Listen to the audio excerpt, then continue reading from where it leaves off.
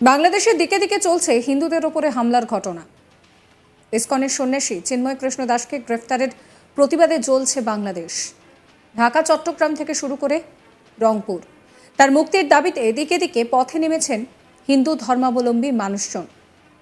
তার উপরে আবার ভারতের জাতীয় পতাকার চরম অবমাননা করতে দেখা গিয়েছে ইউনূস সরকারকে। এবার এই অবস্থায় চরম সিদ্ধান্ত নিল ভারত। ইন্ডিয়ান হোটেলগুলিতে বাংলাদেশিদের ব্যান করা হলো। মানে বাংলাদেশ থেকে আগত মানুষদের এবার ভারতের হোটেলে থাকা বন্ধ। আর তাতে করে তারা যে চরম বিপাকে পড়ছে তার বলার অপেক্ষা রাখে না। রোজে বাংলাদেশ থেকে হাজার হাজার মানুষ ভালো এবং উন্নত মানের চিকিৎসা পরিষেবা পেতে আমাদের দেশে আসেন এবং আমাদের রাজ্যেও ছুটে আসেন। শুধু আসাই নয়, এখানে এসে বিভিন্ন হোটেলে থাকেনও তারা। আর তাতেই বড়সড় বিপাকে পড়তে চলেছে বাংলাদেশ সরকার। তাহলে কি এবার বাংলাদেশিরা ভারত ছেড়ে পাকিস্তানে যাবে চিকিৎসা করাতে? এই প্রশ্ন উঠতে শুরু করেছে। তবে এটা তো জলের মতো পরিষ্কার যে ভারত থেকে খাবারের গাড়ি যদি বাংলাদেশের বর্ডারে না যায় তাহলে অনাহারে শেষ হয়ে যাবে বাংলাদেশ। কেউ জানুক বা না জানুক, বাংলাদেশিরা সেটা ভালো মতো জানেন। তারপরেও কেন সে দেশের সরকার এত বাড়াবাড়ি করছে সেটা নিয়ে প্রশ্ন উঠছে।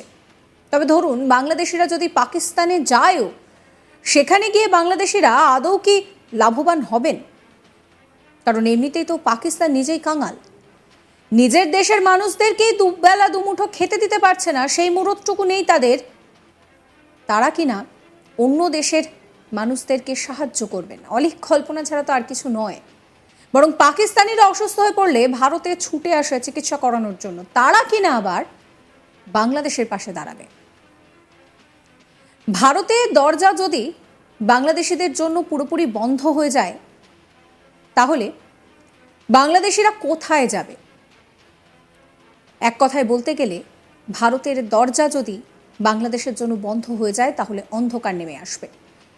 তবে বলে রাখি, এই হোটেলগুলোতে বাংলাদেশিরা ব্যান করার সিদ্ধান্ত কিন্তু ভারতের সব জায়গায় নেওয়া হচ্ছে না, সব জায়গায় লাগু হচ্ছে না এই সিদ্ধান্ত। শুধুমাত্র ত্রিপুরা সরকার এই সিদ্ধান্ত নিয়েছে। তারা সাফ জানিয়েছে এবার থেকে বাংলাদেশের নাগরিকরা ত্রিপুরায় আর কোনো হোটেলে পরিষেবা পাবে না। জানিয়ে দিল ত্রিপুরা হোটেল এবং রেস্তোরাঁর মালিকদের সংগঠন। সেখানকার হোটেল মালিকরা প্রেস বিজ্ঞপ্তি জারি করে জানিয়ে দিয়েছে যে বাংলাদেশ থেকে যদি কোনো মানুষ আসে তাহলে তারা কোনো হোটেলে উঠতে পারবেন না। কেননা সাম্প্রতিক সময় সেদেশের এক শ্রেণীর জনগণ ভারতের পতাকার অপমান করেছে, সংখ্যালঘুদের উপর অত্যাচার করছে। তার প্রতিবাদে ত্রিপুরার হোটেল মালিকরা সিদ্ধান্ত নিয়েছেন এবার থেকে কোনো বাংলাদেশি ত্রিপুরায় আর কোনো হোটেলে পরিষেবা পাবে না। দিন কয়েক আগেই বাংলাদেশের ব্রাহ্মণবাড়িয়ায় ভারতীয় যাত্রীদের বাসে হামলার ঘটনা ঘটে। ত্রিপুরা থেকে কলকাতায় আসার পথে হামলার ঘটনা ঘটে। এমনকি ভারতীয় যাত্রীদের প্রাণনাশের হুমকি পর্যন্ত দেওয়া হয় বলে অভিযোগ। আর এই ঘটনায় তীব্র নিন্দা জানায় ত্রিপুরা সরকার। ওই বাসটি বিশ্ব রোডের এক পাশ দিয়েই যাচ্ছিল। হঠাৎ বাসটিকে উদ্দেশ্য প্রণোদিতভাবে দুর্ঘটনার কবলে ফেলার জন্য ধাক্কা দেয় পণ্যবাহী একটি ট্রাক। একই সময়ে রাস্তায় থাকা একটি অটো বাসের সামনে চলে আসে এবং বাসটির সঙ্গে সংঘর্ষ হয়। এই ঘটনার পর স্থানীয় লোকজন বাসে থাকা ভারতীয় যাত্রীদের ক্রমাগত হুমকি দিতে থাকে। তাদের সামনেই ভারত বিরোধী স্লোগান দেওয়া হয়, কটু মন্তব্য করা হয়, এমনকি প্রাণনাশের হুমকি পর্যন্ত দেওয়া হয়। এই ঘটনায় আতঙ্কিত হয়ে পড়েন বাসে থাকা ভারতীয়রা। এই ঘটনার তীব্র নিন্দা ও ধিক্কার জানিয়েছেন এবং বাসে থাকা ভারতীয় যাত্রীদের নিরাপত্তা সুনিশ্চিত করার জন্য সেদেশের প্রশাসনকে দ্রুত হস্তক্ষেপ করার আহ্বান জানিয়েছিলেন ত্রিপুরার মুখ্যমন্ত্রী মানিক শাহ। তিনি কি বলেছিলেন শোনাবো আপনাদের। বলবো, এটা তো ভাবা যায় না এই ধরনের ঘটনা বাংলাদেশে যা হচ্ছে। কোনো অবস্থায় এগুলো মানা যায়। এখনও সময় আছে, শুধরে গেলে ভালো। আদারওয়াইজ তো আমি শুনেছি, আজকে আমি হলে ঢোকার আগেই এই খবরটা আমার কাছে এসছে। এর আসল সত্যতা আরও আমি যাচাই করে তারপরে আমি কমেন্ট করবো এই বিষয়ে। কিন্তু যা হচ্ছে সেটা ভালো হচ্ছে এবং সংখ্যালঘুদের উপর যেভাবে ওরা অত্যাচার করছে সারা বিশ্ব দেখছে। আমি আশা করি আমাদের কেন্দ্রীয় সরকার এবং আমাদের কেন্দ্রীয় নেতৃত্ব এদিকে নজর রেখেছেন এবং যথাসময়ে যথা ব্যবস্থা নিশ্চয়ই করবেন এবং আমরা সেদিকে আমরা তাকিয়ে আছি। আমাদের ত্রিপুরার যেখানে প্রশ্ন, আমরা 4 দিকের মধ্যে প্রায় তিন জায়গায় আমাদের বাংলাদেশের বর্ডার, কাজেই আমি বিএসএফ এবং ডিজি সাহেবের সাথে কথা বলেছি যেন তীক্ষ্ণ নজর রাখে, সেই দিশেই কাজ করছে সবাই। স্যার, এই মুহূর্তে বাসে যে ত্রিপুরার যে যাত্রীরা রয়েছে তাদের উদ্দেশ্যে বা বাংলাদেশ সরকারের উদ্দেশ্যে কি বার্তা দেবেন আপনি? না, আমি বললাম তো, আমি যদি কনফার্ম বিষয়টা আরও জেনে নিই তারপরে আমি কমেন্ট করবো বিষয়। এমনি তো খবর এসছে, কিন্তু খবরের সত্যতা যাচাই করার পরেই আমি ফাইনাল ডিসিশন নেব। স্যার, আরেকটা বিষয়, আপনি কালকে এটা কলকাতায় হয়েছে, আজকে বেসরকারি হাসপাতাল যেটা আইএলএসে মানে বাংলাদেশে যে যারা রুগীরা আসবেন তাদের পরিষেবা দেবেন না বলছেন, এই বিষয়টা আপনি কিভাবে এটা তো দেখছেন? তাদের মতামত, আমার জানা নেই, এটা ব্যক্তিগত মতামত। আমার তরফ থেকে কিছু, কারণ আমরা তো ডাক্তার হিসাবে পেশেন্ট হচ্ছে মেয়ে, তো এটা যে ব্যক্তিগতভাবে যদি কেউ কিছু করে থাকে সেটা ওনাকেই আপনার জিজ্ঞেস করতে হবে, আমার তরফ থেকে কোনো উত্তর নেই।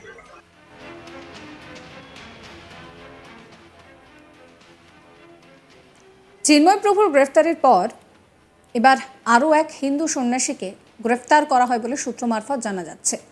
বাংলাদেশের চট্টগ্রাম থেকে শ্যামদাস প্রভু নামে ওই হিন্দু সন্ন্যাসীকে গ্রেফতার করা হয়। সূত্রের খবর, ওই সন্ন্যাসী নাকি চিন্ময় কৃষ্ণ দাসের সঙ্গে জেলে দেখা করতে গিয়েছিলেন। সেই সময় নাকি ইউনুস সরকারের পুলিশ গ্রেফতারি পরোয়ানা ছাড়াই তাকে গ্রেফতার করে নেয়। এতে করে ফের উত্তপ্ত হয় বাংলাদেশ। তাদের মুক্তির দাবিতে রাস্তায় নেমেছে সেদেশের সনাতনীরা। পাল্টা সরকারি মদতে হিন্দুদের ওপর নির্যাতনের অভিযোগও উঠতে শুরু করেছে। মানে এক কথায় বাংলাদেশের পরিস্থিতি একেবারে অগ্নিগর্ভ। সূত্র মারফত খবর, শুক্রবার দুপুর 3টে নাগাদ কড়া নিরাপত্তায় ঘেরা চিন্ময়ের স্পেশাল সেলে খাবার পৌঁছায়। অভিযোগ, সেই খাবার এবং ওষুধ দিতে গিয়ে গ্রেফতার হন তার দুই সঙ্গী। এই ঘটনার পর থেকে প্রতিবাদী হিন্দু সমাজের উপরে নেমে আসছে সাঁড়াশি আক্রমণ।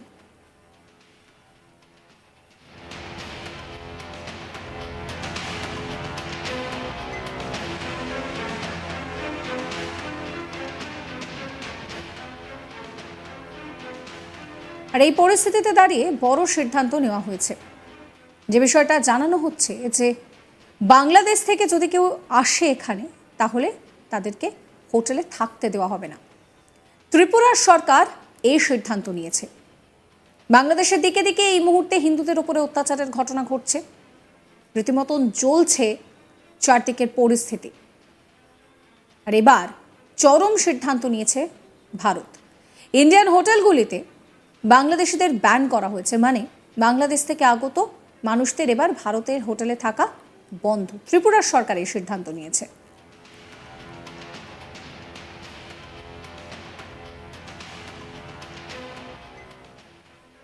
সাবস্ক্রাইব করবেন আজ তাক বাংলার ইউটিউব চ্যানেলকে, ফলো করবেন হোয়াটসঅ্যাপ চ্যানেলও।